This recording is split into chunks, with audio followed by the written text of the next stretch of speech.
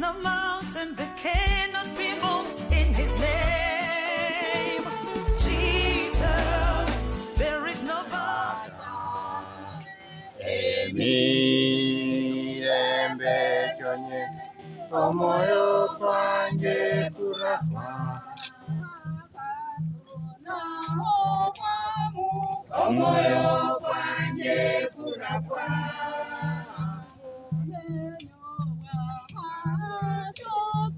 Omoyo kwanje kurafa. Welcome back to Wisdom and Life. It has been long since I was last here. Life happens and sometimes you have to go in some cocoon for you maybe to start healing.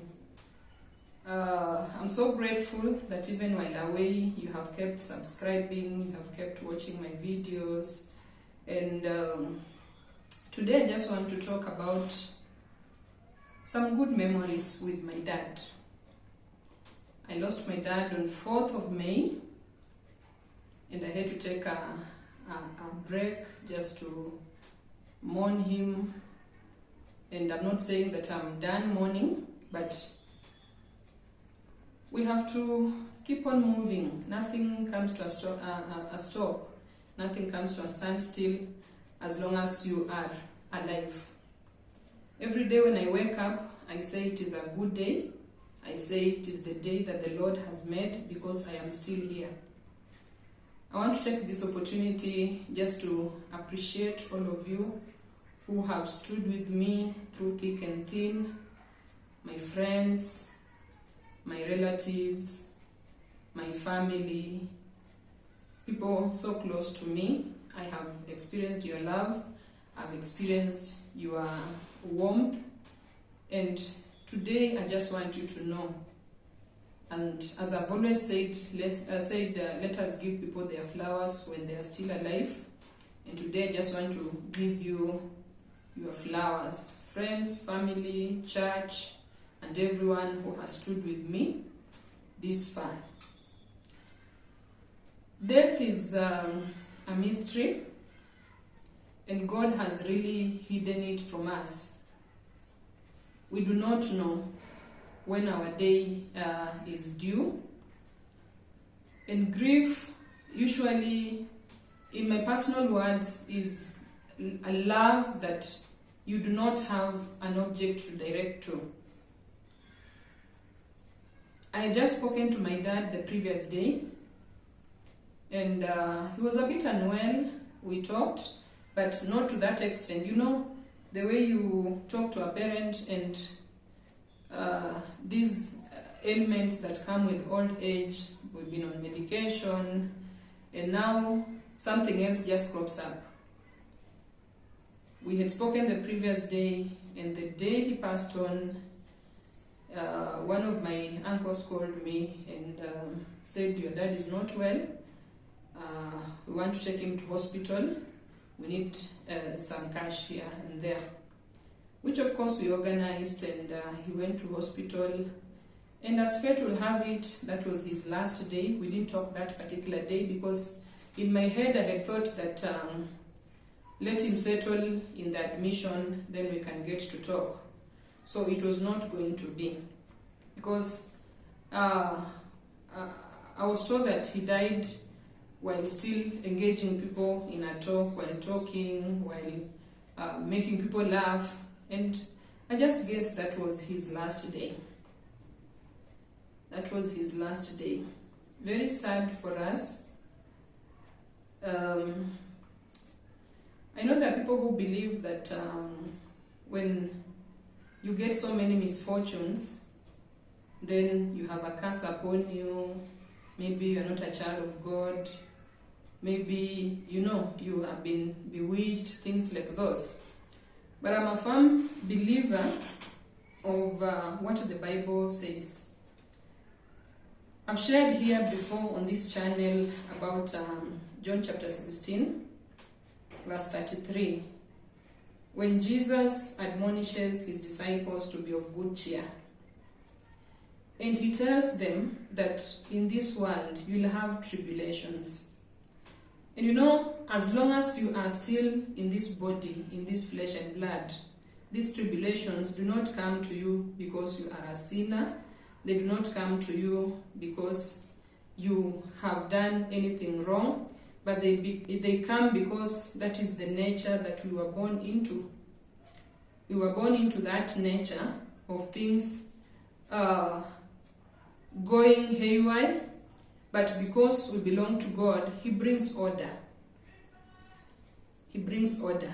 The Bible says that the world was formless, and the Spirit of God was hovering upon the waters. And when the Spirit of God was hovering upon the waters, He brought order. There was shape. Where there was voidness, it was filled. And that is how we see what we see today.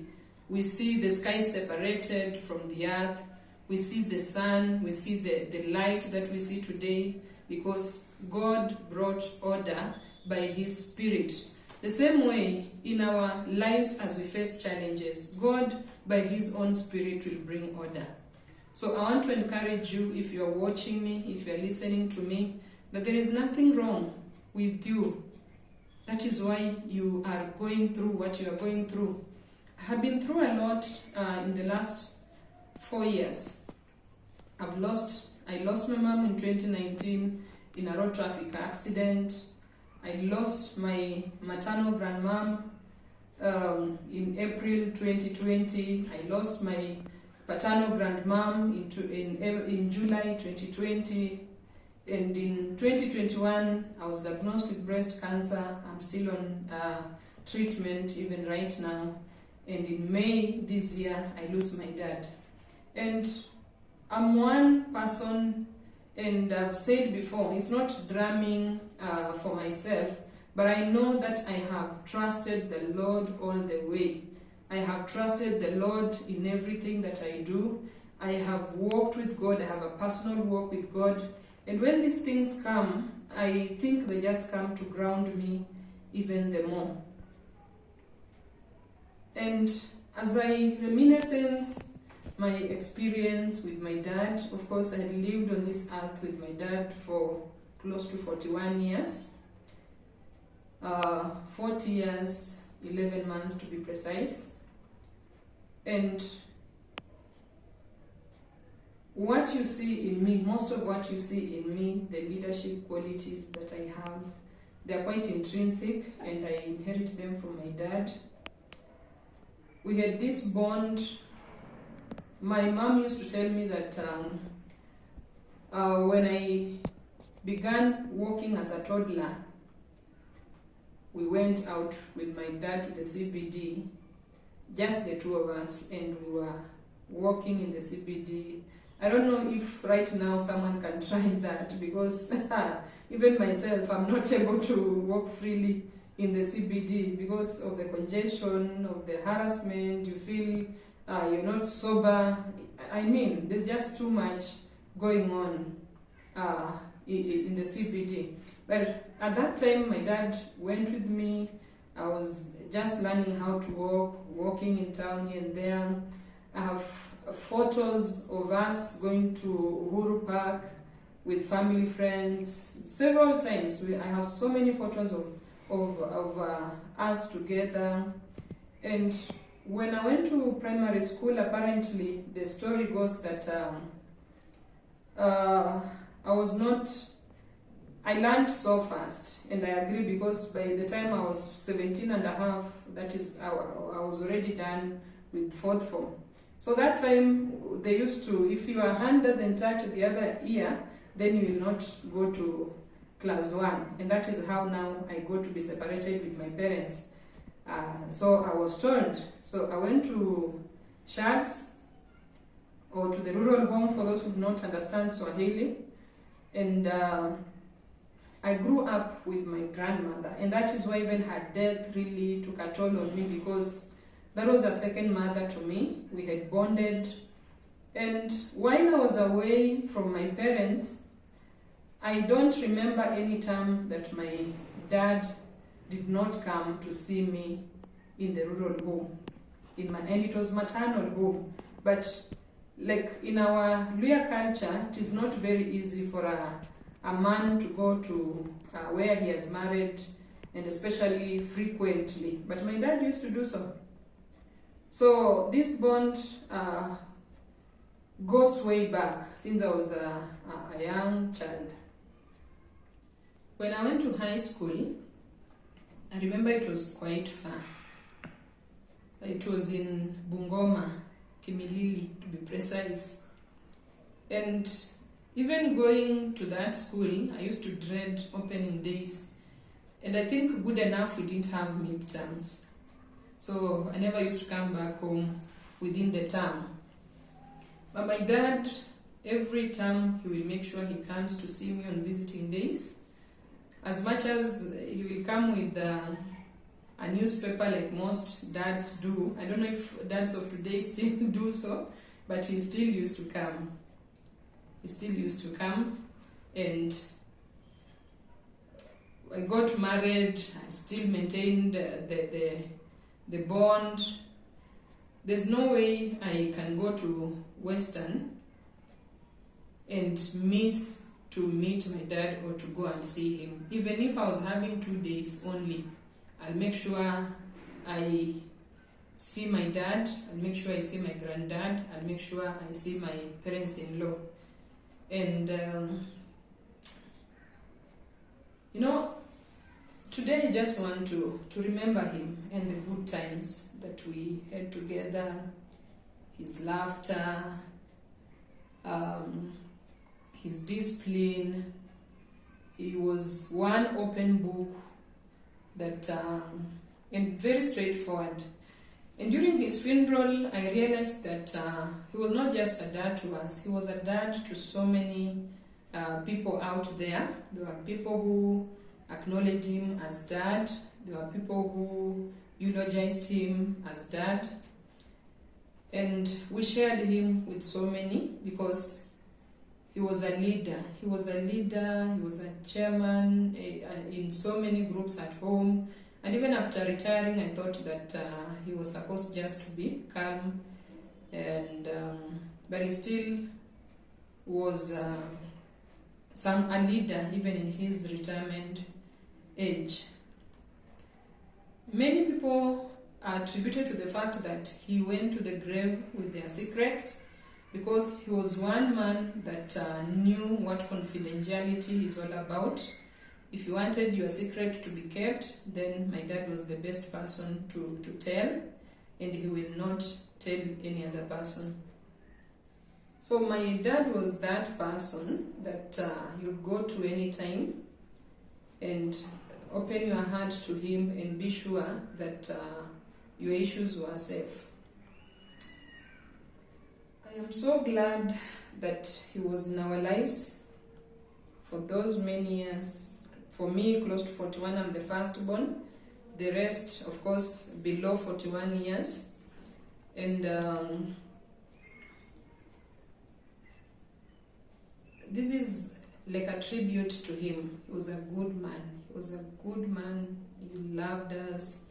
He taught us, affirmed us. He taught us to love people. He taught us that our wealth is in people. You may not have money, but if you had people in your circles, then you have the greatest wealth of all. And we realized that even because even during his funeral, he died on 4th, and we buried him on 13th of May, and we had raised monies to meet the budget for the funeral. Because of people in his life, people who used to be my mom's life, people in our lives as the children. And I realized we have so many friends, so many friends, even if we don't talk on a daily basis or on a regular basis, they will still come in for us during those moments.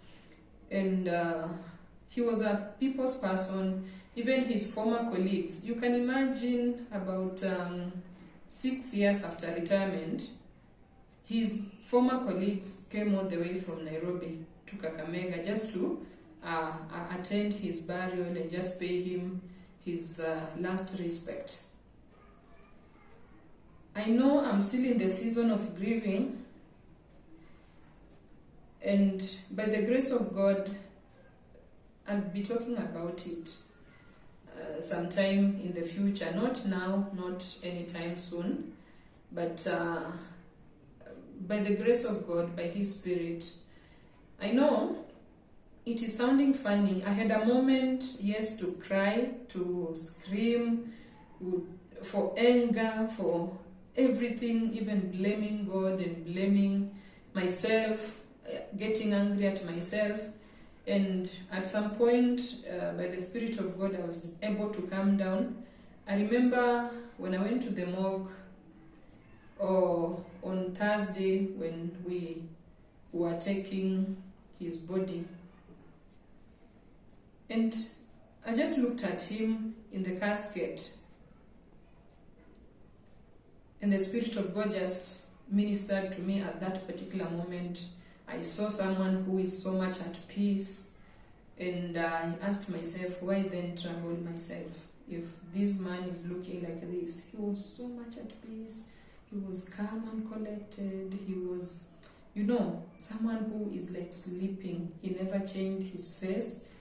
There was a kind of a smile in that man, in that casket. He was so, in his suit, and I don't know, I just found grace, I found calmness, I just found peace. And from that moment onwards, I've never been able to shed another tear because of him. I remember when we left the morgue, we went to the church, and men, his friends, his age were crying. We reached home with all that turmoil, everyone crying from left, right, center. But I just found myself just calm. And I sat somewhere along the corridors, and I just began praying. And that is the calmness that has been in my heart. And I'm not saying that it has been so all through. There are days I'm so low, I'm thinking about him. The days I think about our unfinished business with him. There are days I think about the moments we were not in good terms, because as human beings, as much as he was a good man, I may be a good person, I don't know, because now it depends with who is evaluating me. We cross as because we are humans. There were times that we were not agreeing, and even as I evaluate those moments, there are things that we had never settled, there were things that we had never agreed upon, there were things that were yet to be settled. But again, I've always said that it is only in the hands of God that life can be given or life can be taken. So as much as we may want to blame ourselves for 1, 2, 3, I am at peace. God speaking to my heart, God speaking to me, God encouraging me, and by His Spirit, I know it's a day at a time. One day we shall look back and say, this far the Lord has helped us. Please subscribe as you encourage me to continue sharing about chronic illness and grief in the future. God bless you.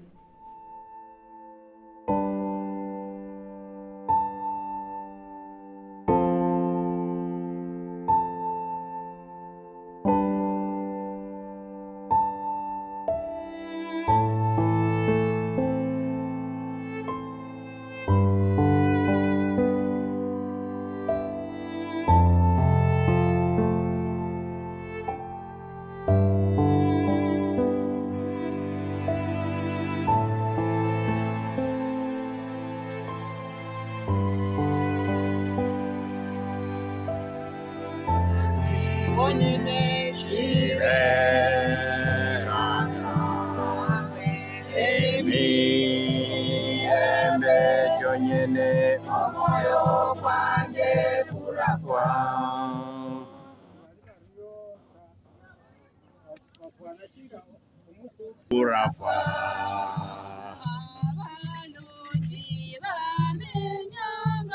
Omoyo kwanje kurafwa obo yanzi shiverata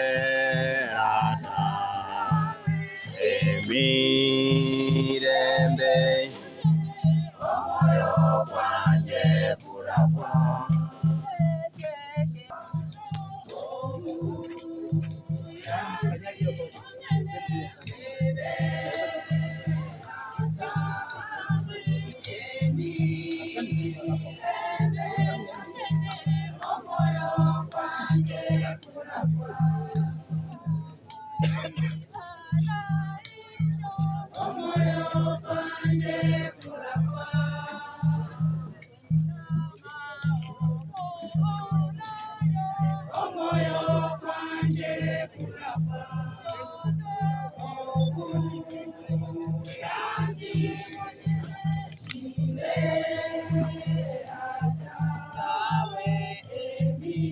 Vita wakanie tafadhali, nipeni vitu mahali hapa waliokuwa wakanie naposoma maandiko ambayo mbele yetu. Lete vitu hapa mbele waliokuwa wakanie.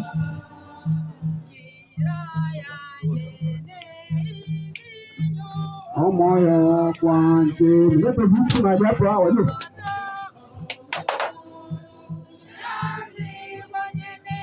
tu katika kufa tupate msaada kwa nani? Ila kwako Bwana, ambaye kwa haki tukifa na dhambi zetu. Lakini Bwana Mungu aliye mtakatifu sana, Mungu mwenyezi, Mwokozi mtakatifu, mwenye rehema,